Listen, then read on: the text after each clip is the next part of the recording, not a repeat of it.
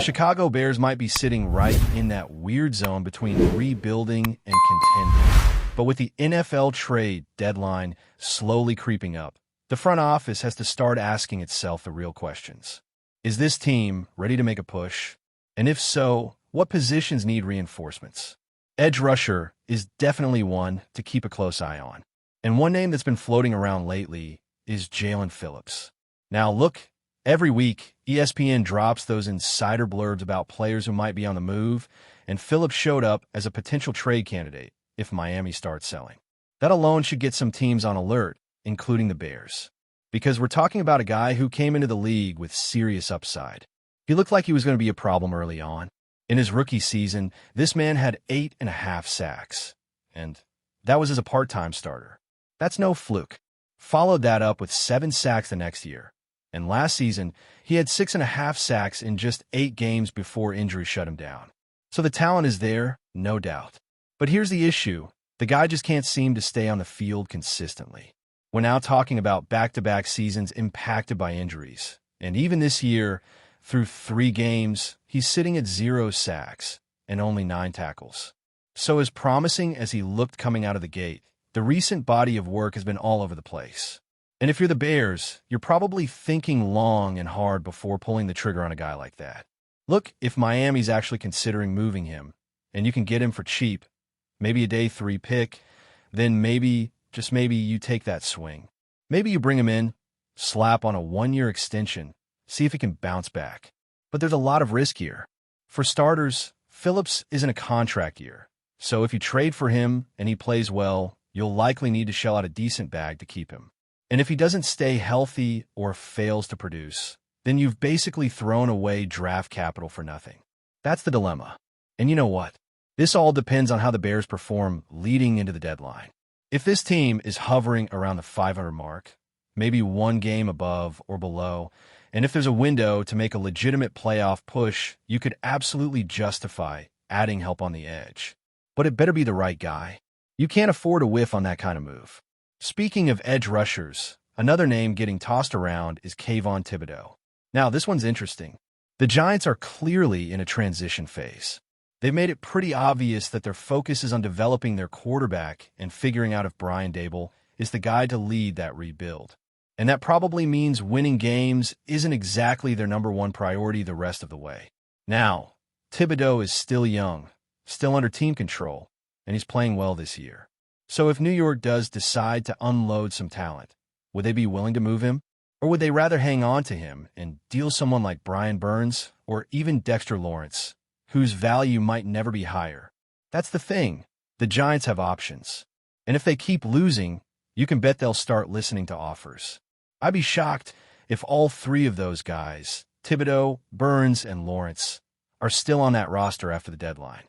If we're talking value, Thibodeau could probably net them a 2nd-round pick, maybe even a 1st, depending on how desperate a team is. But would you give up a 1st-rounder for him? That's a tough call.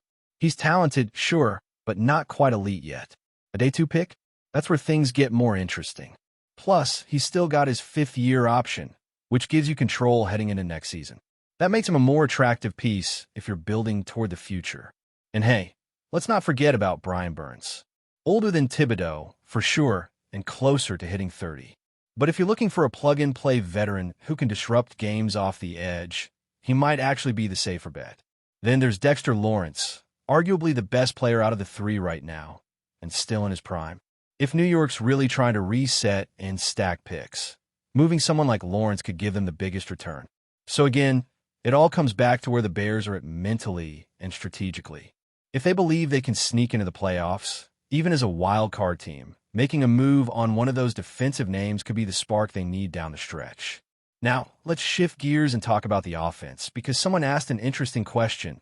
Should the Bears trade for Breece Hall? That one got people thinking. The Bears' running game has been underwhelming through the first few weeks.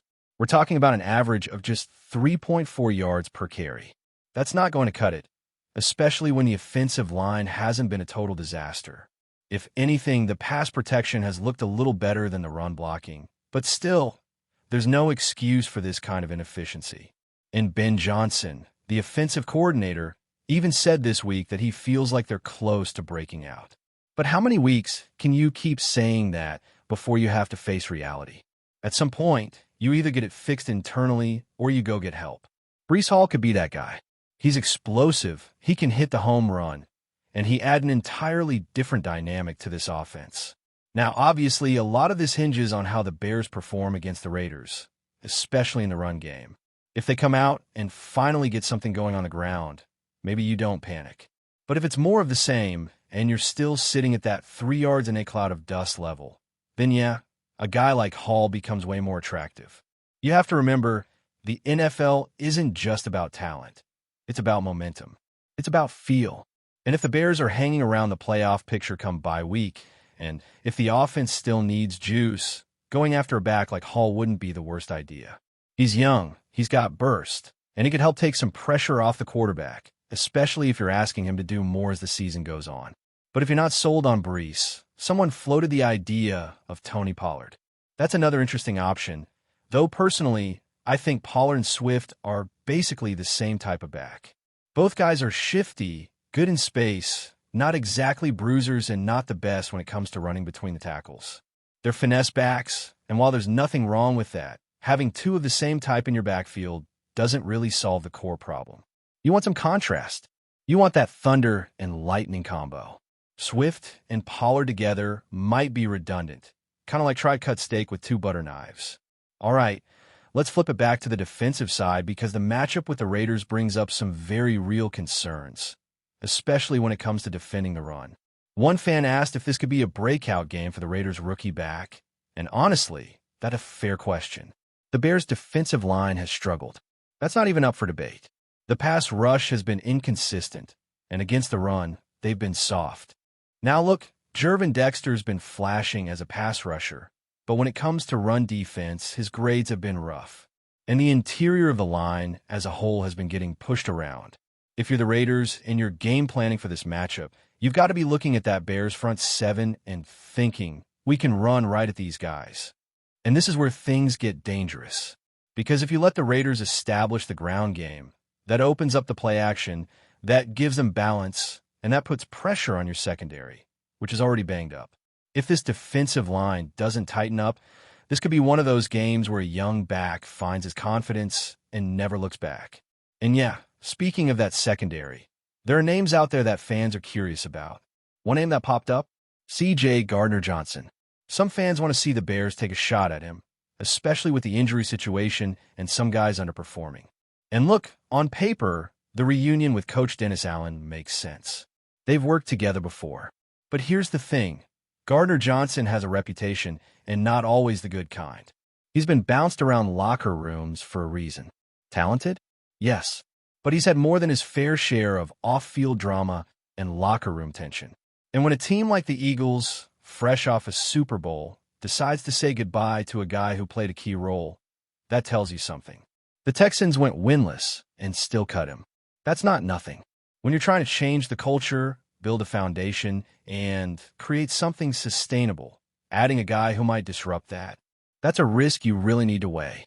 Now, zooming out a bit, this Sunday's matchup with the Raiders might not look like a heavyweight fight on paper, but make no mistake, this game carries serious weight for the Bears.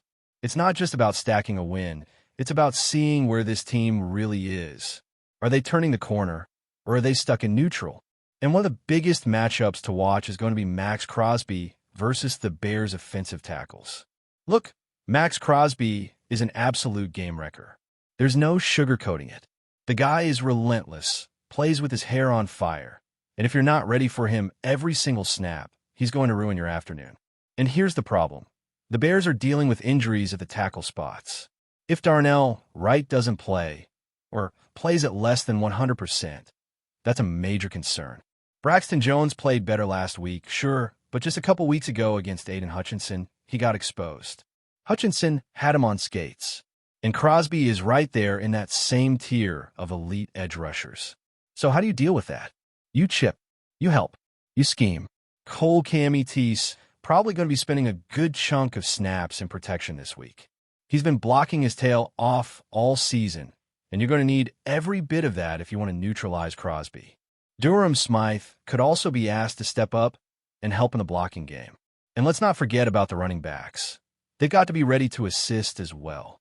Whether it's a quick chip, a delayed release, whatever it takes, Crosby can't be allowed to just tee off on the quarterback. Because if he gets into a rhythm, if he starts smelling blood, he's the type of player who can single-handedly shift momentum. And the thing is, the rest of the Raiders' defensive front isn't exactly terrifying. It's a lot of guys, serviceable, sure, but not difference makers. The Bears' offensive line, even with the injuries, should be able to hold up against the rest of that unit. But again, Crosby is the wild card. If you let him wreck the game, none of the other stuff is going to matter. That's the matchup that could make or break this entire Sunday. Switching over to the passing game for the Bears. This might be the week where we see the receivers go off. The Raiders' secondary? Let's just say it's beatable. Their corners are okay, not great, and they don't have a true center field type of safety who can take away the deep ball. Jeremy Chin is a nice piece, but he's more of a box safety, not someone who's going to erase a deep threat. And that's why this could be a big day for DJ Moore. If the Raiders roll coverage toward Rome Odunze, that should leave DJ with some favorable one-on-one looks. And when he gets those, you already know what time it is.